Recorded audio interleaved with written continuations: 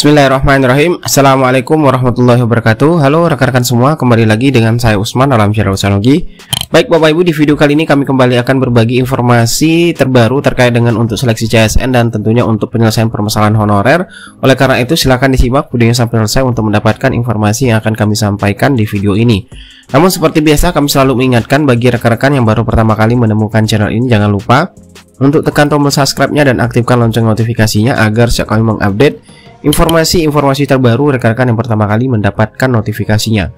Baik Bapak Ibu, langsung saja terkait dengan informasi terbaru yang kita dapatkan dari paparan Kemenpan RB pada saat rakor pengadaan ASN tahun anggaran 2023, dan ini filenya Bapak Ibu. Nah, kita lihat di dalam paparan tersebut itu banyak informasi yang bisa kita dapatkan tentunya perihal untuk pengadaan ASN di tahun 2023 tentunya untuk juga mengatasi permasalahan honorer tentunya.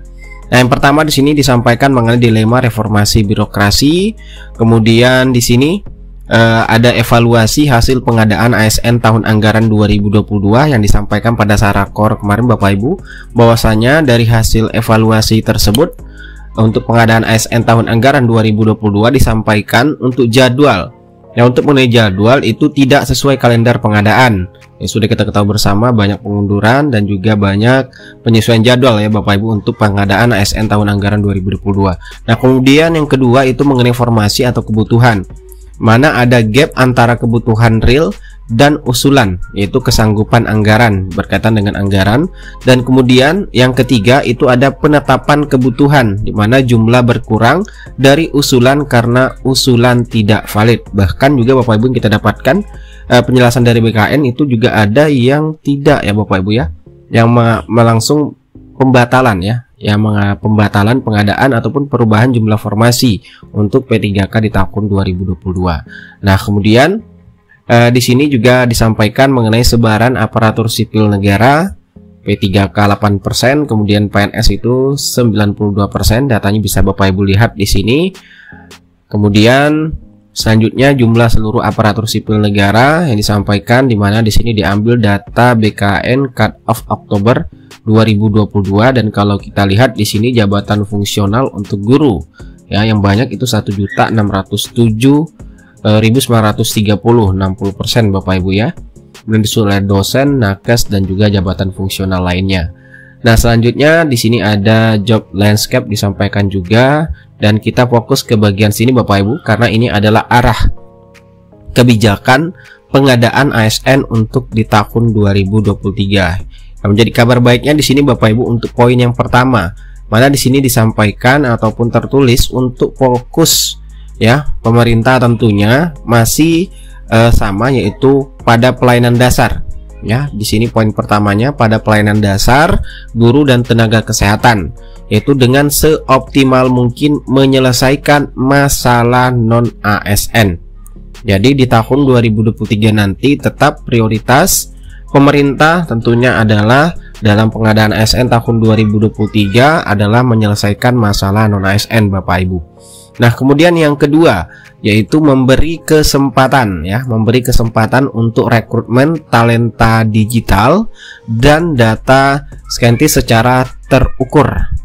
Kemudian yang ketiga, ini kabar baik juga Bapak Ibu, di mana tahun 2022 itu tidak dibuka CPNS, maka di sini akan dibuka, yaitu merekrut CPNS secara sangat selektif. Jadi ini sangat selektif nanti untuk sistem rekrutmen CPNS di tahun 2023. Nah, kemudian yang keempat Bapak Ibu di sini yaitu mengurangi sedapat mungkin rekrutmen jabatan yang akan terdampak oleh transformasi digital. Nah, ini Bapak Ibu terkait dengan 4 arah kebijakan pemerintah dalam pengadaan ASN tahun 2023. Nah, tentunya di sini poin pertama tadi bisa kita lihat, yaitu fokus utamanya adalah seoptimal mungkin itu menyelesaikan masalah non ASN, yaitu fokus pada pelayanan dasar guru dan tenaga kesehatan. Namun tentunya juga akan membuka nanti formasi untuk tenaga lainnya Bapak Ibu ya, tenaga teknis lainnya. Nah, kemudian di sini kita lihat lagi ada data yang disampaikan mengenai kelompok jabatan pelaksana, yaitu di sini bagi kelompok jabatan pelaksana diberikan kebijakan negatif growth yaitu 5%, mana diharapkan jumlah dari jabatan pelaksana berkurang dari tahun ke tahun, Bapak Ibu ya. Disampaikan datanya. Kemudian ini kelompok untuk teknis ya, jabatan fungsi teknis. Bagi kelompok jabatan administrator dan pengawas serta jabatan fungsional teknis diberikan kebijakan zero growth ya, dimana itu penjelasannya tidak ada penambahan atau pengurangan struktur organisasi dan jabatan fungsional teknis. Dan selanjutnya di sini ada kelompok jabatan. Bagi kelompok jabatan guru, dosen, dan nakes diberikan kebijakan positif growth. Itu diharapkan jumlah dari kelompok jabatan prioritas bisa memenuhi kebutuhan nasional ya untuk pengadaan ASN tahun 2023 tentunya. Nah, ini terkait untuk file yang kita dapatkan penjelasan untuk arah kebijakan pengadaan ASN tahun 2023. Dan kalau kita perhatikan di poin nomor 1 tadi tentunya selaras ataupun sesuai yang disampaikan terutama untuk tenaga guru yang disampaikan oleh Kemendikbud juga pada saat rakor pengadaan ASN, di mana untuk tahun 2023 Kemendikbudristek itu telah menghitung kebutuhan guru sebesar 662.919 guru P3K.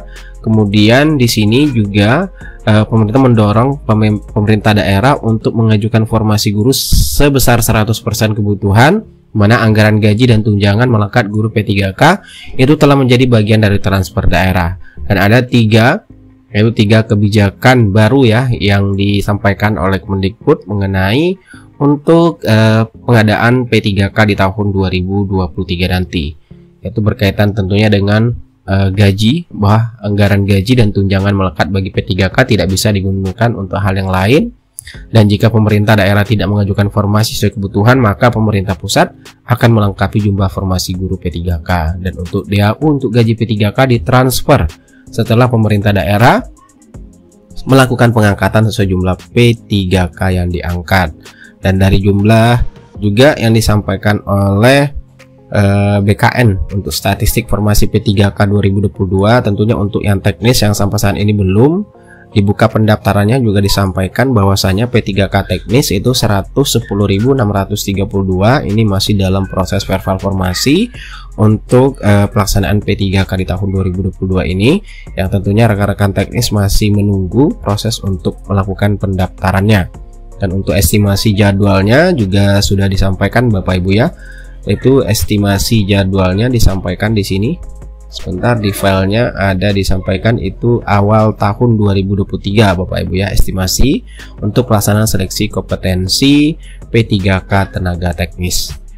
Oke Bapak Ibu, itulah beberapa informasi yang kita dapatkan dari paparan pada saat rakor pengadaan ASN tahun 2023. Semoga nanti dengan adanya kebijakan-kebijakan baru yang disampaikan pada saat rakor untuk penyelesaian permasalahan honorer, semoga di tahun 2023 tentunya kita berharap formasi yang diajukan Pemda itu sesuai dengan yang diharapkan oleh pemerintah pusat, yaitu mengajukan 100% untuk kebutuhan guru maupun nakes dan untuk tenaga lainnya, sehingga bisa mengakomodir rekan-rekan sekalian untuk menjadi ASN di tahun 2023. Itulah informasi yang dapat kami berikan, semoga bermanfaat. Wassalamualaikum warahmatullahi wabarakatuh.